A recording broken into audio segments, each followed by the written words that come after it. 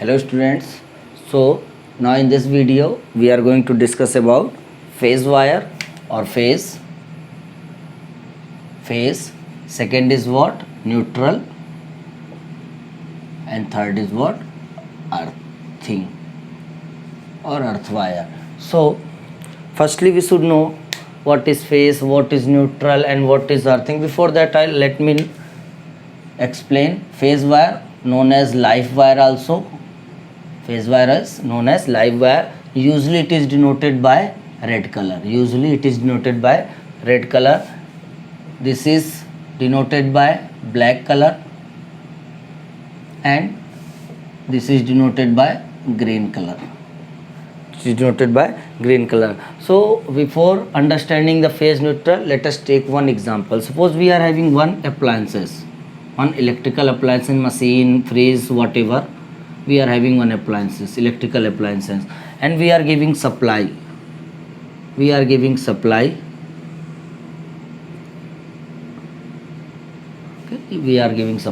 So this is carrying current.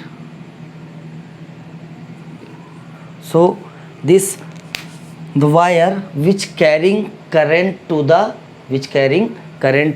electric appliances is known as phase wire.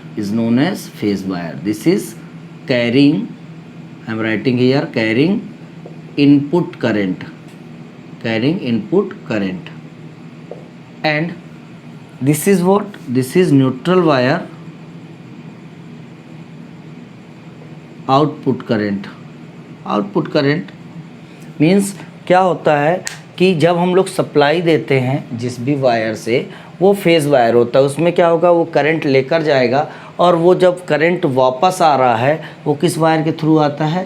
Neutral wire के. तो मतलब क्या हुआ इससे कि अगर कोई चीज़ आई है तो उसे जाने का भी रास्ता चाहिए. Suppose if we are taking breath, अगर हम सांस लेते हैं तो हमें सांस बाहर भी करना पड़ेगा. हम सिर्फ सांस लेकर नहीं रह सकते. वैसे अगर करंट गया है अप्लायंसेस में तो उसे वापस आना ही पड़ेगा, और उस वापस आने के लिए जो वायर यूज़ होता है, जो रास्ता मिलता है उसको क्या बोलते हैं हम लोग? Neutral wire. अगर न्यूट्रल वायर नहीं होगा तो फेज़ में करंट नहीं, शॉक नहीं लगेगा, करंट उसका इफेक्टेड नहीं होगा.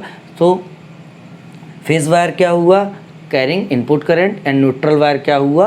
Carrying output current. आपने देखा होगा कि कभी कभी क्या होता है कि हम देखते हैं कोई भी बर्ड या कोई भी कुछ इस पे जाकर अगर बैठता है तो उसको करंट नहीं लगता है. क्यों? क्योंकि वो सिर्फ अभी फेज़ वायर के कांटेक्ट में होता है. अगर बाय मिस्टेक उसका कोई भी पार्ट अगर इस न्यूट्रल वायर से टच हो गया, अगर दोनों वायर एक साथ टच हो गए, अगर करंट को वापस आने का रास्ता मिला, तभी उस बर्ड को क्या होगा?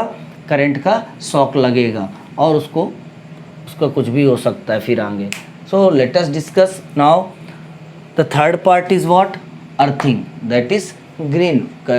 Colour of earthing wire is what? Green.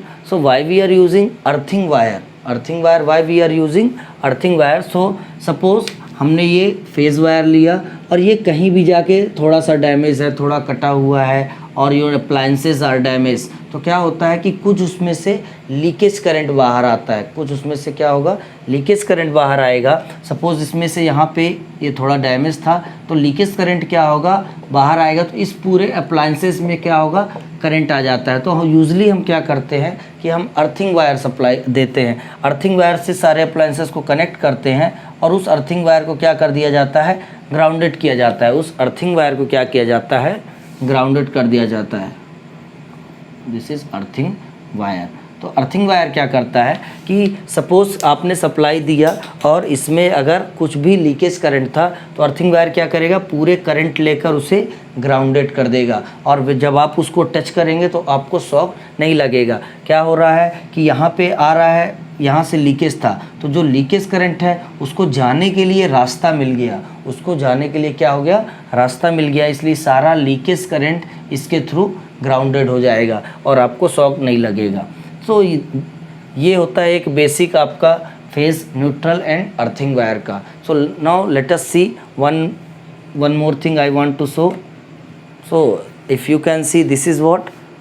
If you can see, this is earthing this is phase and this is neutral, this is earthing. So usually we are finding, suppose here I am making diagram in a socket, usually we are seeing जो earthing wire होता है वो थोड़ा thick होता है, थोड़ा मोटा होता है, और जो बाकी प्लग होते हैं उनसे आगे निकला होता है, उससे लेंथ में क्या होता है, बड़ा होता है। ऐसा इसलिए किया जाता है कि जब कभी भी हम प्लग इन करते हैं, जब कभी भी हम प्लग इन कर रहे हैं तो हमें नहीं पता कि उसमें कुछ लीकेज करंट है या नहीं है, तो क्या होगा कि जब वो प्लग इन करेंगे तो सबसे पहले कौन सा वो पार्ट जाएगा, वो जाएगा अर्थिंग वायर वाला। और अगर इसमें कुछ भी लीकेज है तो वो जैसे इसके कांटेक्ट पे आएगा उस सारे लीकेज करंट को लेकर सीधे क्या कर देगा, ग्राउंडेड कर देगा, जिससे आपको शॉक नहीं लगेगा, जिससे आपको करंट नहीं लगेगा।